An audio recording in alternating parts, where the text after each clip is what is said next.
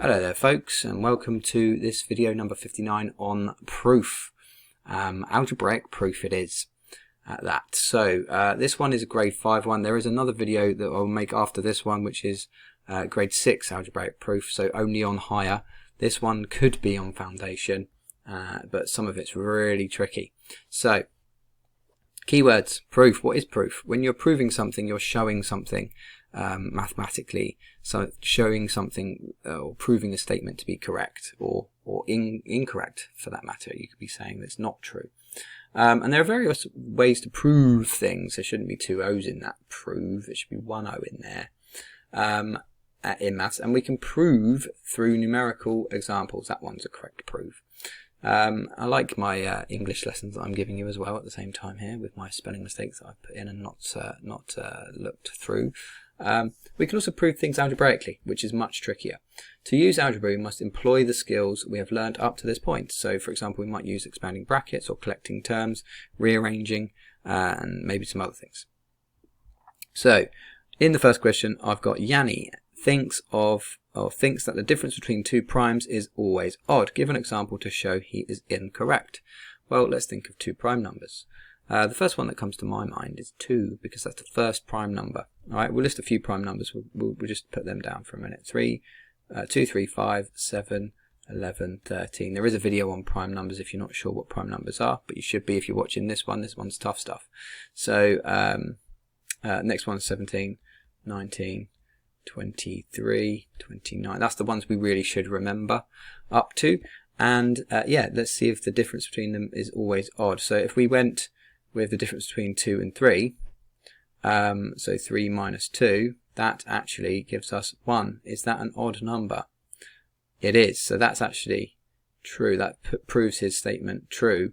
Let's see if we've got 5 and 3. So 5 minus 3, because difference means take away, doesn't it? So this is prime. 5 minus 3 is 2, which proves this statement false. Okay, so he is incorrect. We can just pop that as an example. We could put any example where we're doing an odd take away an odd to get an even. Alright, so that's a pretty simple one. And that's the one where we're proving through numerical examples. If we know what the types of numbers are, we're okay. Alright, now in number 2 we've got to prove that this minus this is an identity to this. Now an identity, again, I've mentioned it a number of times before, stronger than equal symbol, hence it's got the extra line underneath the equals, 3 lines. It just means that this expression here is another way of writing this expression here. So on the left hand side and the right hand side is what we refer to them as. Okay, now we are going to just play around with the stuff that's on the left hand side and see if we can end up with what's on the right hand side. Okay, so let's just put left hand side LHS, and we're going to work on that, and we're going to multiply out our double brackets here. Now you could use your grid to do that. I'll show you what I'm talking about, and there is a method that I've given you there in a previous video called multiplying double brackets, funnily enough, and that's n squared plus 4n plus 4n and then plus 16. Alright, so that bracket multiplied by itself would give us n squared plus 8n plus 16. Okay, I'm going to put that in some long brackets like that. All right, just because I haven't done everything that I need to do to this side yet. Then I've got minus, and then I'm going to do the n minus 2, n squared. Put the grid in. Come on, put the grid in. Don't be lazy. Minus 2n, and then plus 4. Okay, and that's going to go in some long brackets as well, and I'll show you for why in a second. N squared minus 4n plus 4.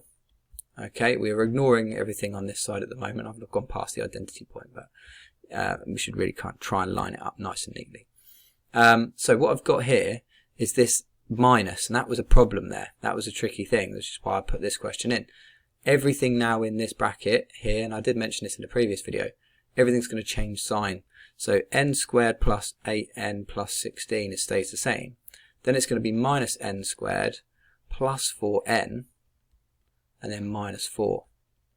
And all of that's still an identity to all of this. We don't need to keep writing that.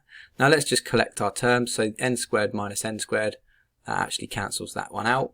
There is nothing left. 8n plus 4n is 12n. 16 minus 4 is 12, isn't it? Yep. So we've got plus 12, and then all we're required to do is we're almost there. Look, we're quite close. We're just going to go 12n, take the factor of 12 out. 12n plus 1 is the identity to the right hand side. So we can say the left hand side equals the right hand side, and we've done it. We have proven what we needed to. So whilst it looks really complicated, actually it's just multiplying out some double brackets, making sure we remember that that's negative. If that's negative, we've got to change the sign in front of all the terms in the second one we've multiplied out, collecting like terms and then factorising. So it is a lot of maths, but it's a lot of all the maths that we should have been able to do up to this point. Cool, let's look at number 3. Right, number 3, show that w is a multiple of 4 for any positive integer values of s. So this is a case of just doing everything that we need to do. In this question, again, looks like we're going to have to multiply some brackets out. So w is equal to 3s plus 27 plus 5s minus 10 plus 3. All I've done there is multiply this bracket out and this bracket out independently. Now I need to collect together the like terms. So w equals 3 s's plus 5 s's is 8 s's. 27 minus 10 is 17, plus 3 is 20. So I've got 8s plus 20, and then I can take a factor of 4 out of both of these terms. That looks like a 5. It is an s, right? So w equals 4, and then I'm going to open a bracket, 2s, and then plus 5. Alright, and that 4 being on the outside of this factorised expression is proving that w is a multiple of 4 for any positive integer, because whatever we put in here, it doesn't matter, it's going to be multiplied by 4. Alright, so I'm going to put therefore, 3 little dots in a little triangle like that, therefore, with this arrow pointing at this 4, a multiple of 4. It's good to just summarize it with a little statement there, just proving that you know why the proof has worked. Alright, and there you go, there's proof at grade 5.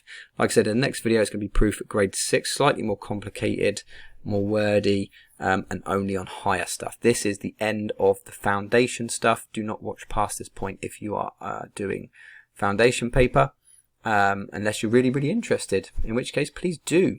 Yeah, hope you enjoyed that one, and I'll see you on the next one. Take care now. Bye bye.